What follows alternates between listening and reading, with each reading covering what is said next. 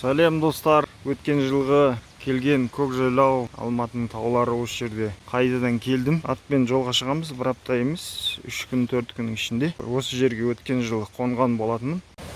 Міне дәл осы жерге Казашка өзенінің жағасында қонып, осы жерде от жағып,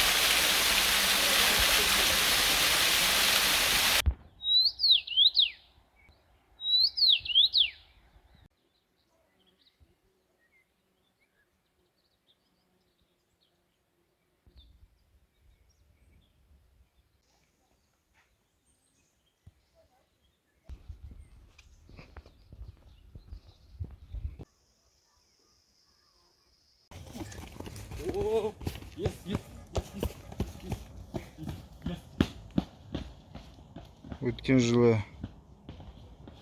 жаңбыр жауып, осы жерде лай болып кетіп атпен оны төменге дейін сырғанап құлаған болатын. Бірақ жарақаттанбадық.